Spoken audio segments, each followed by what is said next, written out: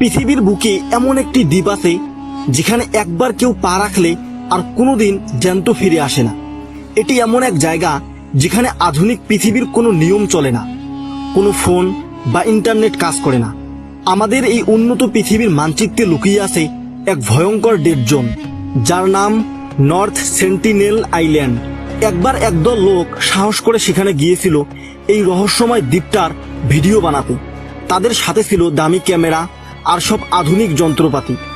কিন্তু তারা যখনই নৌকায় করে দ্বীপের একদম কিনারায় পৌঁছালো, হঠাৎ জঙ্গল থেকে ঝাঁকে ঝাঁকে বিষাক্ত তীর বৃষ্টির মতো করে তাদের দিকে ধেয়ে এলো।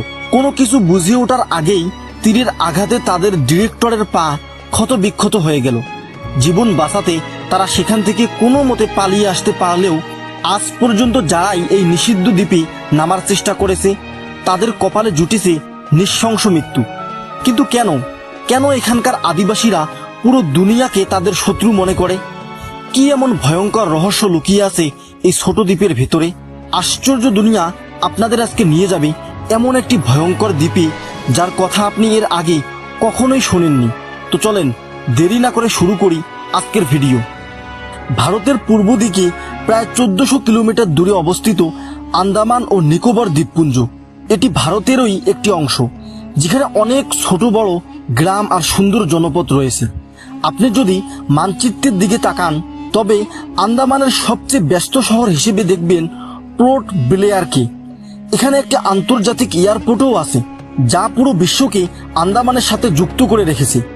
প্রতিদিন পৃথিবীর নানা প্রান্ত থেকে শত শত পর্যটক আর বিমান এখানে আসে। কিন্তু অবাক করা বিষয় হলো এত উন্নত আর আধুনিক একটা শহর থেকে মাত্র 50 কিলোমিটার দূরেই লুকিয়ে আছে এমন এক দ্বীপ যেখানে বাস করে এক রহস্যময় জাতি। তারা নিজেদের জন্য একদম আলাদা এক জগৎ তৈরি করে রেখেছে। এই জায়গাটিকেই সারা বিশ্ব চেনে নর্থ সেন্টিনেল আইল্যান্ড নামে।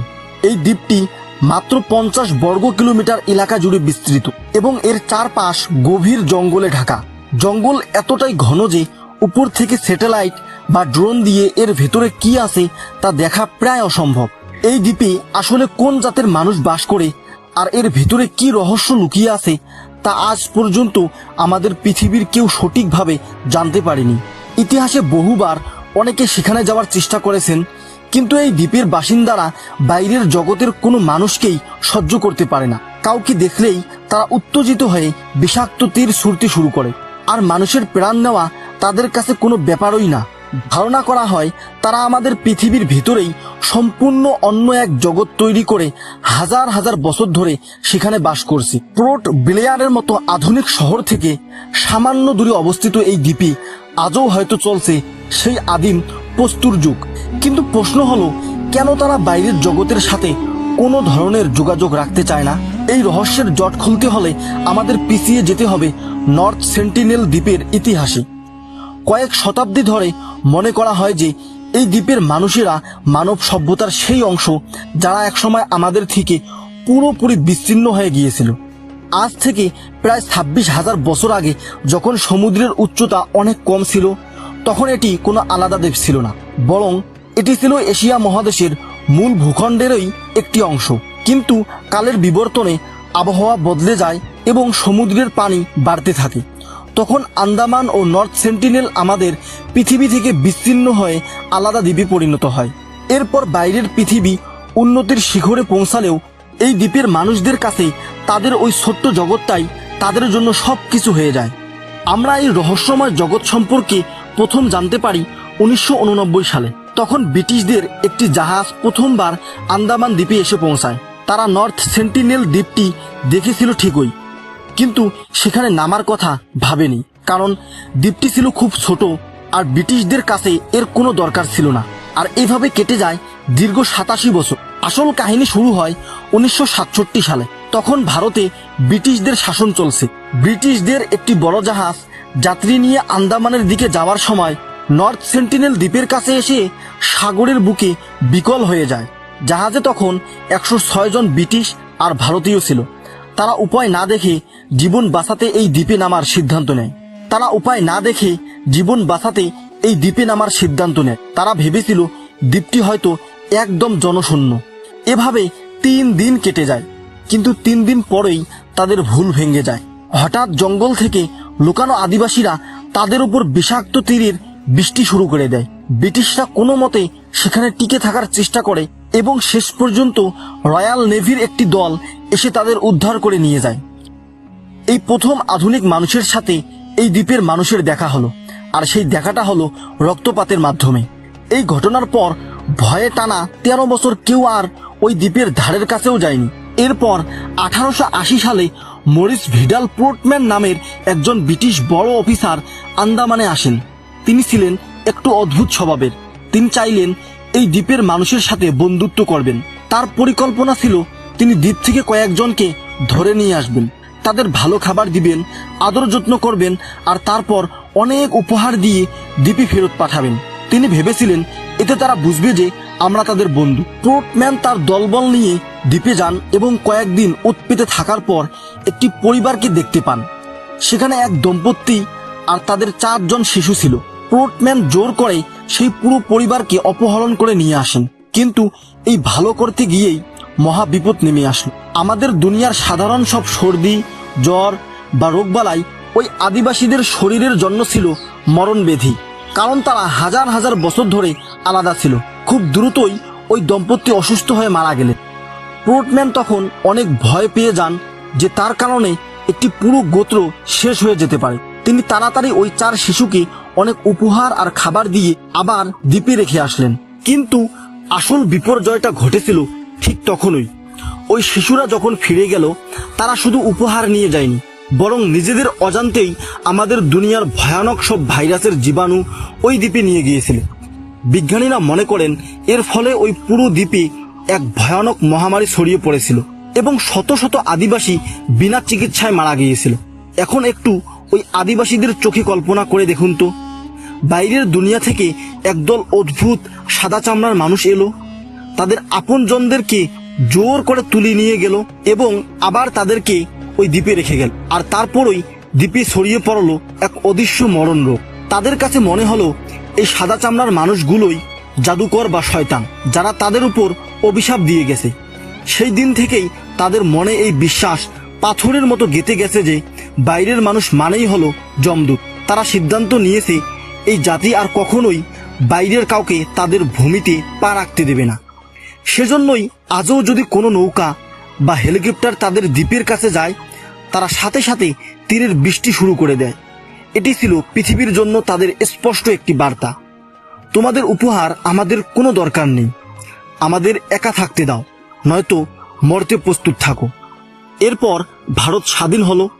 1947 সালে নর্থ সেন্টিনেল দ্বীপ ভারতের অধীনে এলো, কিন্তু সেখানকার মানুষ জানতোই না যে ভারত কি জিনিস বা দেশ কাকে বলে। ভারত সরকার প্রথম দিকে তাদের সাথে শান্তিপূর্ণ যোগাযোগের চেষ্টা শুরু করে।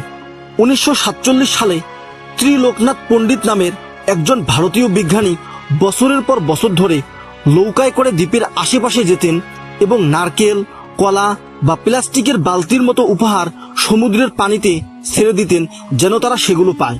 সবচেয়ে বড় ঘটনা ঘটে 1974 সালে। তখন ন্যাশনাল জিওগ্রাফিকের একটি দল অনেক বড় বাজেটের একটি ডকুমেন্টারি বানাতে আসে।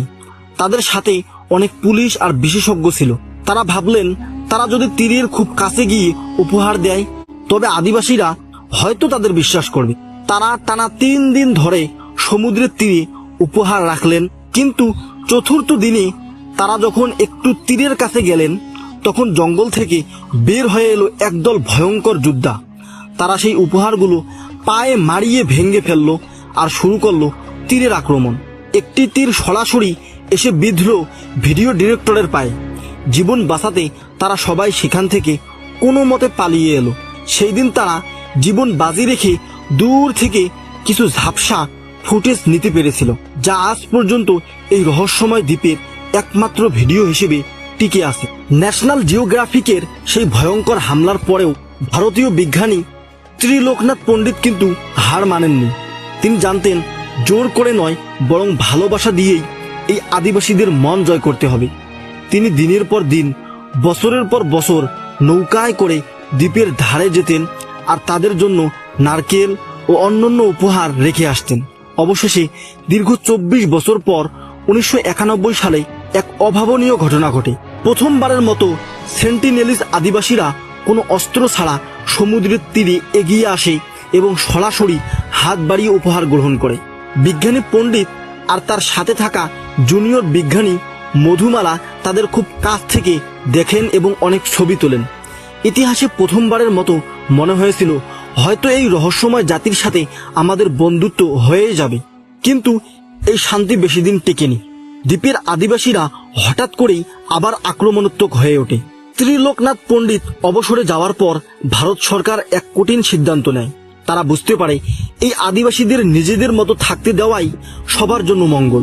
সরকার এই দ্বীপে যাওয়া পুরোপুরি নিষিদ্ধ করে দেয় এবং পুরো এলাকাটি সিল করে দেয়। এখন ভারতীয় নৌবাহিনী সব সময় সেখানে কড়া পাহারা দেয়, কিন্তু এরপরেও রক্তপাত থামেনি। 2006 সালে দুজন জেলে বেশি মাছ ধরার লোভে ভুল করে ওই নিষিদ্ধ দ্বীপের সীমানায় ঢুকে পড়ে। তারা যখন নৌকায় ঘুমাচ্ছিল তখন আদিবাসীরা তাদের ধরে ফেলে এবং নৃশংসভাবে মেরে ফেলে। ভারত সরকার অনেক চেষ্টা করেও সেই লাশগুলো উদ্ধার করতে পারেনি, কারণ নৌবাহিনী সেখানে পৌঁছাতে গেলেই তীরের বৃষ্টি শুরু হয়। তারা তীরের বৃষ্টি শুরু করে। এই ঘটনার 12 বছর পর 2018 সালে পুরো বিশ্বকে কাঁপিয়ে দেয় আবারও একটি খবর। আমেরিকার জন এলেন চাউ নামের 26 বছরের এক যুবক খ্রিস্টান ধর্ম প্রচারের নেশায় পাগলামি শুরু করেন। তিনি স্থায়ী জেলেদের মোটা অঙ্কের ঘুষ দিয়ে লুকিয়ে ওই দ্বীপে পৌঁছান। তার সাথে ছিল শুধু একটি বাইবেল, কিন্তু আদিবাসীরা তাকেও ছাড়েনি। পরের দিন জেলেরা দূর থেকে দেখতে পায় আদিবাসীরা তার লাশ টেনে নিয়ে বালুর নিচে পুঁতে ফেলল। জন এলেনের সেই লাশ আজও ফিরে পায়নি তার পরিবার। আজকের এই আধুনিক যুগেও নর্থ সেন্টিনেল আইল্যান্ড হলো বিশ্বের একমাত্র জায়গা যেখানে যাওয়া মানেই মৃত্যুকে নিজের হাতে টেনে আনা। এই দ্বীপের 12 কিলোমিটারের ভেতর যাওয়া ঘোরতম অপরাধ। এখানকার মানুষগুলো কি আসলেই খুব হিংস্র, নাকি তা কোনো বড় রহস্য লুকিয়ে রাখার জন্য নিজেদের জগৎকে আগলে রাখছে? এই প্রশ্নের উত্তর হয়তো কোনোদিনই পাওয়া যাবে না। আজকের এই আধুনিক পৃথিবীতে যেখানে আমরা মঙ্গল গ্রহে বসতি করার পরিকল্পনা করেছি, সেখানে নর্থ সেন্টিনেল আইল্যান্ড যেন আমাদের চোখে আঙ্গুল দিয়ে দেখিয়ে দেয় পৃথিবী আজও কতটা রহস্যময় হতে পারে। কেন এই মানুষগুলো সভ্য জগতের আলো চায় না?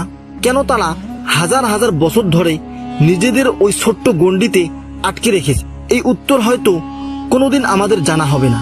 তবে একটা বিষয় পরিষ্কার, তাদের এই একাকিত্বই হয়তো তাদের টিকে থাকার একমাত্র উপায়। তাই আমাদের উচিত তাদের এই রহস্যময় জগৎকে বিরক্ত না করে তাদের মতো থাকতে দেওয়া। বন্ধুগণ, আমাদের এই অদ্ভুত পৃথিবীর এমন সব আশ্চর্যজনক, রহস্যময় আর অজানা সব রোমাঞ্চকর কাহিনী যদি আপনি নিয়মিত জানতে চান, তবে এখনই আমাদের আশ্চর্য দুনিয়া ইউটিউব চ্যানেলটি সাবস্ক্রাইব করে বেল আইকনটি বাজিয়ে দিন।